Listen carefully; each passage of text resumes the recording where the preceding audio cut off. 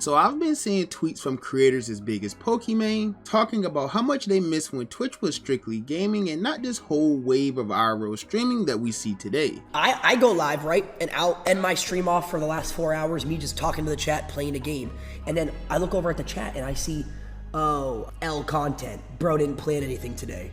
Go do something. Why are you just sitting here? Go IRL, go do this, no content. Why did it turn into that? A lot of people have a variety of problems with these IRL streams, mostly because of the degeneracy that comes behind most of it. But unfortunately, I think that IRL streaming is here to stay, and I don't think there's a way that Twitch could ever go back to being strictly gaming. But why exactly is this the case? How did this whole IRL streaming wave even start? And most importantly, why do I think it's never going to go back to the way things were? Well, that's probably what you're here to figure out. But first, if you're new to the channel, don't forget to hit that subscribe button to join the Trap House with the biggest trapper. And while you're at it, don't forget to click that very first link down below in my description to join my Discord server and become an official member of the community. Now, with all of that being said, let's get into this whole IRL streaming problem. So to start, at this point, we're all very familiar with the streaming world and what it is today. If you're a person that just started watching Twitch or streamers in general, then all you may know is really IRL streaming. There's probably some of you watching this video right now that have never clicked a gaming stream before in your life outside of like Casanat's gaming marathons. But you see, this wasn't always the case for Twitch or even streaming in general. There was once a time where you could load up Twitch or just about any streaming platform and the majority of content that you saw was all strictly gaming, especially in years like 2018 where Fortnite started taking over the entire world, and all of the biggest streamers in the industry were all gamers of some sort, such as Ninja, for example, who we all know became one of the biggest content creators to ever exist. He was the first person who really highlighted the streaming industry to the entire outside world. There was a point where he definitely was the most popular content creator. He held every subscriber record on Twitch. He held all the viewership records on Twitch. He was so popular during this time that he even managed to do a gaming stream with Drake and Travis Scott, who were two of the biggest artists in the world at the time. When I think of like, honestly, like unironically, bro, I think like Ninja playing with like Drake in like 2018 is like one of the start, like even Fortnite, like Fortnite gaming on Twitch was a way that people thought gaming was cool.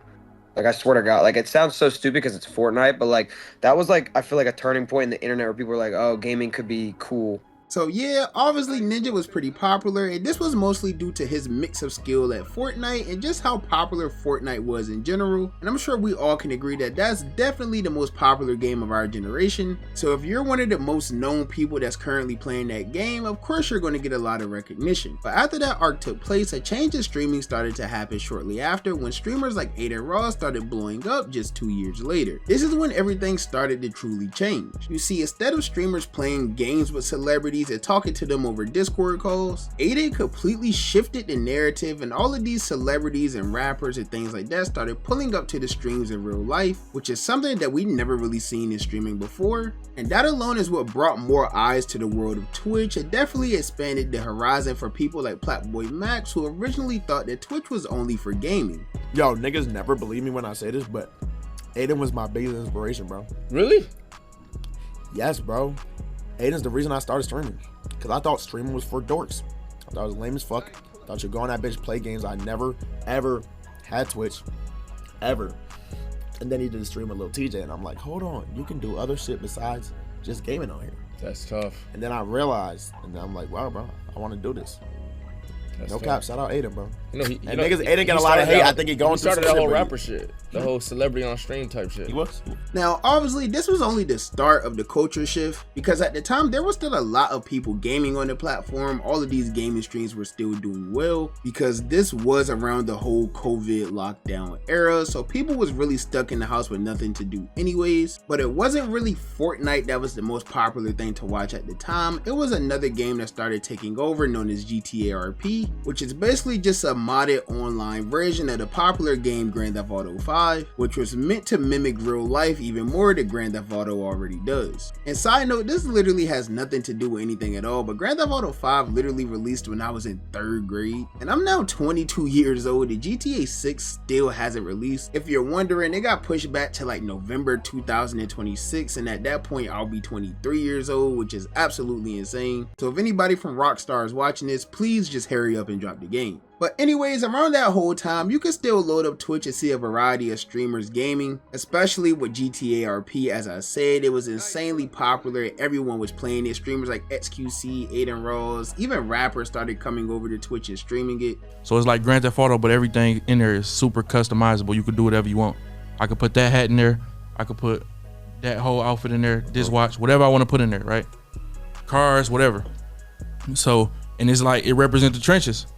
So you can really be in the streets without having to really be in the streets. So I got a lot of that's really from the trenches that got a PC, not ain't in the streets no more, that ain't making 20, 25,000 a month playing this shit. And for a while, that was the new quote-unquote meta, because it was something new, it was something fun, it was something that most people never even seen before. So when things like that come along, of course it's going to be very popular. But within the next 3 years, by 2023, Twitch would be completely different. Gaming was really starting to get phased out, and it got to a point where most of the streamers on the platform didn't game much at all. Honestly, at the time, most of the biggest streamers on Twitch were just doing desktop streams. This could be a variety of different content that included everything but gaming, and this only continued to grow worse when streamers like Fuzi started going live and doing these IRL vlog type of streams, literally just taking the camera outside and live streaming their day-to-day life. And this is what ended up taking the entire streaming world by storm. You're lucky I made friends with your security. We're going back. Dog. Now we can't box. There's a whole. I slapped the dog shit out of you. That didn't even hurt. I slapped the dog shit out of you. You punched like a bitch. I So hit him back. 5 fingers. You punched like a bitch. Now, in my opinion, and probably many other opinions as well, that's probably the worst thing that could have happened to streaming, because this came with some of the most outlandish, degenerate content that you could possibly think of. At first, it was cool, like when streamers like Speed was doing these IRLs, traveling all around the world. That was fun, that was exciting, it was something new. He wasn't really bothering anyone. It was really like watching old-fashioned vlogs. But as the world of IRL streaming became more and more popular, it got worse and worse with time, because it quickly went from being this cool day-to-day life vlog type of thing to people literally just doing the most degenerate things you could think of, like fighting and assaulting people, just a whole bunch of weird stuff that really shouldn't be taking place on any live streaming platform, let alone a platform that was mostly known for gaming just 6 years ago. But I think even with all of that, the main problem that people have with these IRL streams is like the over-sexualization of the content nowadays, because I'm sure some of you have seen the type of content that some of these streamers do nowadays.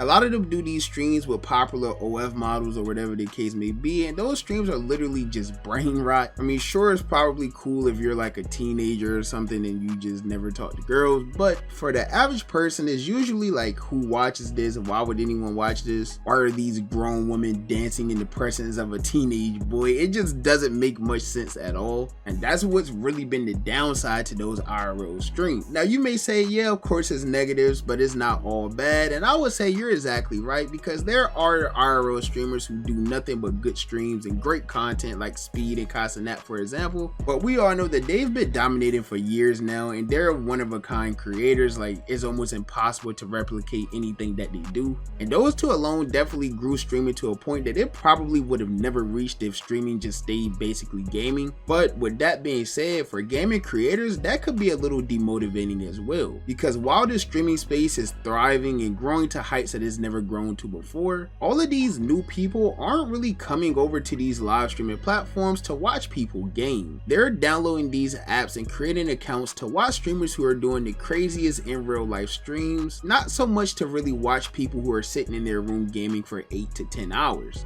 If you're a celebrity, an athlete, a singer, a rapper, anything, if you want to start streaming, I say get right into IRLs right away. You can just show up and go to shopping or something and is gonna watch. You don't even gotta use your personality. Some of y'all want to start streaming because you just wanted to be a gamer or something. Or you wanted to never forget your love of what made you want to start in the first place. Because waves can you up just like me. Nigga, I've been going for 2 months because I realized I hate IRL streaming.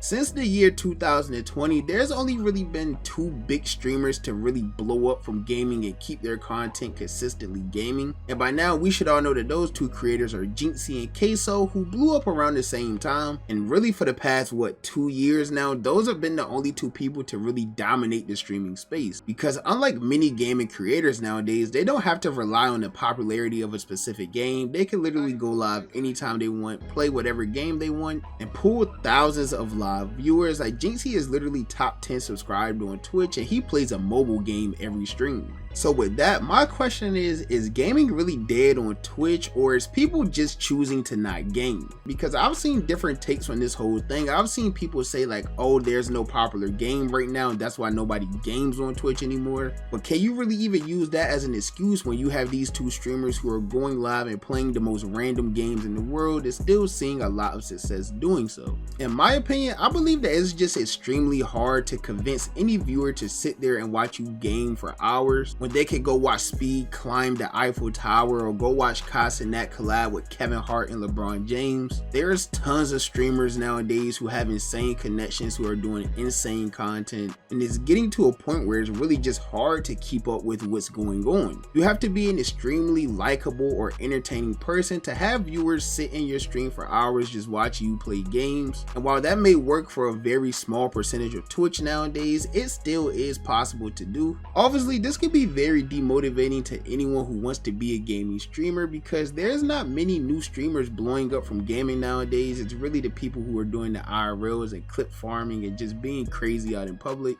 So with this whole new era of streaming, it's going to be very interesting to see how new gaming creators come along. I think maybe when Grand Theft Auto 6 comes out, we'll see a bit of a shift once again, but until then, it's looking like Twitch and every other streaming platform is going to be nothing but IRL clip farming. But that's just my personal opinion. As you guys know, the only opinion that I really care about is y'all's opinion. So with that being said, be sure to comment down below and let me know, what do you think about this state of streaming today? Do you miss when streaming was mostly gaming? Do you like the IRL streams? Do you feel like it just needs more of a balance? Let me know down below. But while you're at it, if you enjoyed the video, be sure to hit that subscribe button to join me on my journey to 25,000 subscribers. And while you're at it, if you enjoyed the video, be sure to give me a thumbs up. If you didn't enjoy the video, be sure to give me a thumbs down. You guys know any feedback is good feedback to me, and as always, I appreciate all of the love and support, and I'll catch you boys and girls in the next banger, man.